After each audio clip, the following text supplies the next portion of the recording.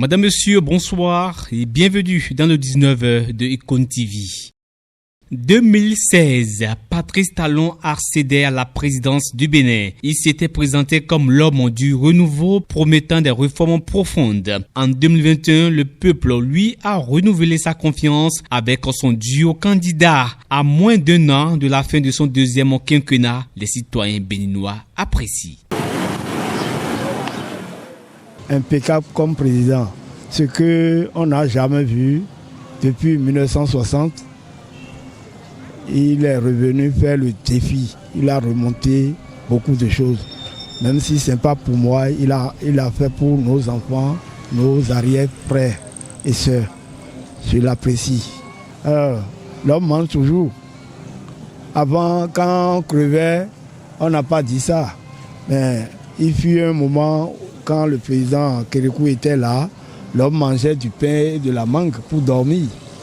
Aujourd'hui, ce n'est pas le cas. Et maïs était nivakine et beaucoup de choses. Gari était autre chose. Aujourd'hui, on cultive beaucoup et le rendement est beaucoup. Tout le monde mange. S'il n'y a pas de sortie pour les ingrédients là pour l'étranger, ça nous suffit. Donc le fait, chacun travaille pour son pays, il doit manger à la sueur de son front. Avant, il y a grève, les salaires des enseignants, problème. Aujourd'hui, on n'a pas eu ça. Depuis 10 ans, il n'y a pas un pareil de choses. Sur 20, d'abord, on peut lui donner 23 sur 20. Sur 10, il aura au moins 13 sur 10. Je le dis avec vigueur. Et vraiment, ce n'est pas que je le vois pour le dire. Ce qu'il a fait, on ne peut pas placer. Il a trop fait. La gouvernance de notre président, monsieur le président Talon, vraiment, je ne peux même pas l'apprécier. Il est bon. Il est bon en ce sens où vraiment, il y a beaucoup de choses qui ont été faites comparativement aux autres. Il est bon. Par rapport aux ceintures, on a dit on ne peut pas faire l'omelette sans casser les œufs. S'il a serré les ceintures, cela ne dépend pas de lui. Ça dépend de l'œuvre qu'il est en train de faire. Même dans notre propre famille, dans notre propre maison, si un bon papa, il fait du bon, il aménage le foyer, il construit, il bâtit la maison, il y aura un peu de difficulté du côté nutrition. Tel est le cas. Notre président vient de faire 9 ans. Il a mis la rigueur dans tout. Et il ne s'est pas laissé distraire par nos paroles.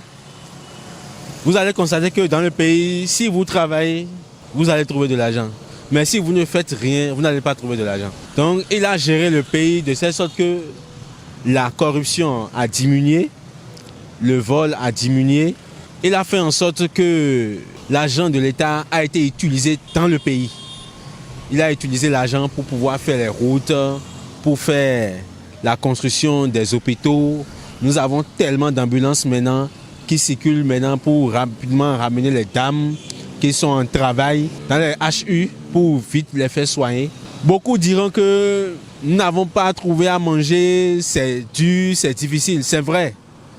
Mais si nous regardons les innovations qui ont été faites dans le pays, surtout sur le plan digital, c'est vraiment formidable. Depuis la maison, nous pouvons faire sortir les casiers judiciaires, les 4 CIP, les registres de commerce. Facilement, nous pouvons faire sortir certains documents où autrefois, nous sommes obligés de faire des rangs. Même les résultats des examens pour le bac, CEP, tout ça là, depuis la maison, avec ton portable, tu checkes. Si tu es admis, tu es au courant. Si tu n'es pas admis, tu sauras. Et ça, tout ça là, ça évite aussi les accidents. Un travail vraiment formidable que beaucoup ne vont pas comprendre maintenant, mais dans le futur, nous allons comprendre. Même moi qui suis ici, je ne peux pas dire que je suis content de tout ce qu'il a fait, mais il a fait tout ce qu'il a fait, il a fait ça pour le bien de notre pays. L'argent circulait par une autre facilité. La méthode de gestion a changé. Beaucoup de choses, il y a eu assez de réformes qui a touché chacun de nous. Chacun de nous, puisque les fonctionnaires gagnent. Ils ont leur salaire régulièrement. Tous ceux qui travaillent, le pays en chantier où les gens travaillent, Mais autre moyen il était où l'argent circulait d'une autre manière que cela n'existe plus aujourd'hui. Pour ce qui concerne la charité, moi d'abord je vais sur la conjoncture internationale qui existe et qui n'a pas depuis longtemps changé comme on le pensait. Ce qui coûtait, il y a de cela 10 ans, qui coûtait 100 francs aujourd'hui à 200 francs. Beaucoup de choses sont aussi importées. Nous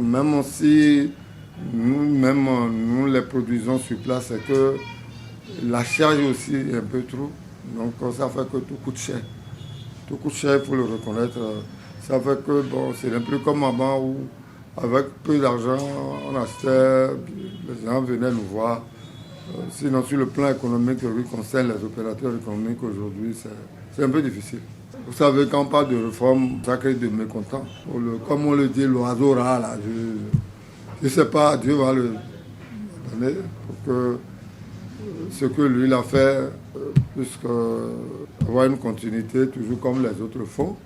Parce qu'il y a des projets que lui-même est venu retrouver sur le terrain, qu'il n'a pas abandonné. Au contraire, il a peut-être réformé un peu de choses. Il faut que celui qui viendra aussi puisse faire ce qui est bon et qu'on peut continuer. Bisby, UPPRD, Wilfried Liangbedji réagit et justifie l'existence légale du parti du Renouveau démocratique en dépit de sa fusion. Le porte-parole du gouvernement béninois a éclairé la lanterne de tous sur la question.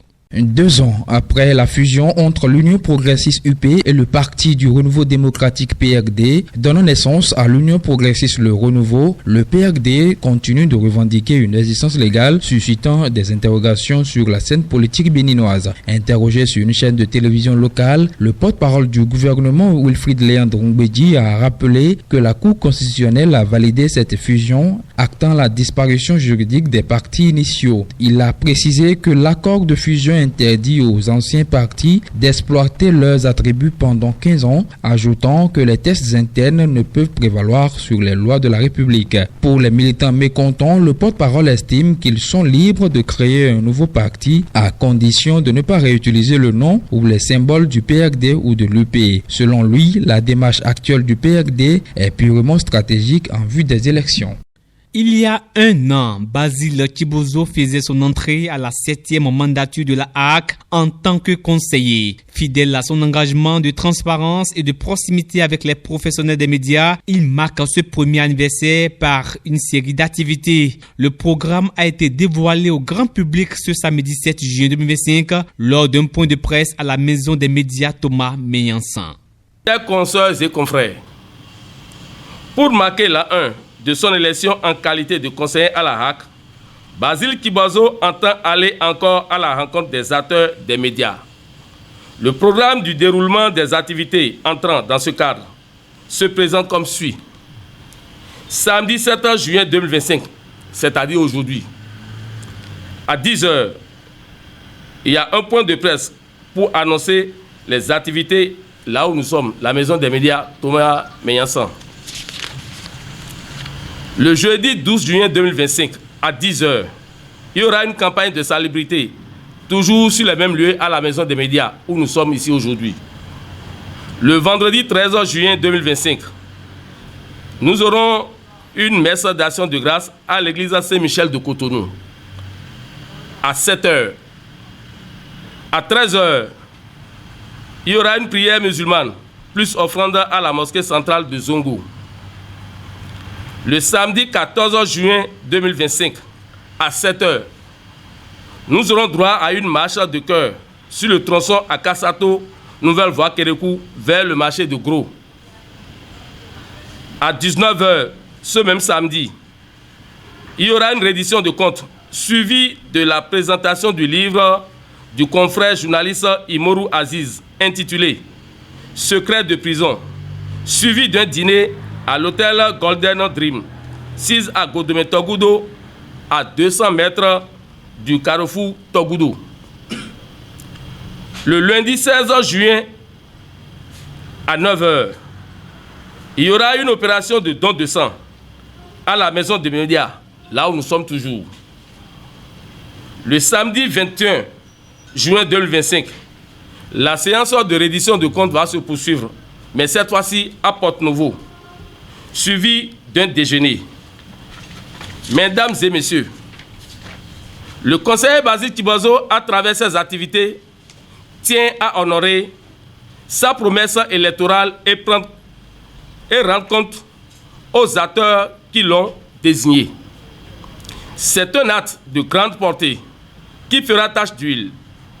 Et c'est pour cette raison que nous lançons un appel à tous les professionnels des médias à se joindre à nous, suivant le programme établi pour faire de ces rencontres professionnelles de reddition de comptes une opération à succès pour le bien de notre corporation.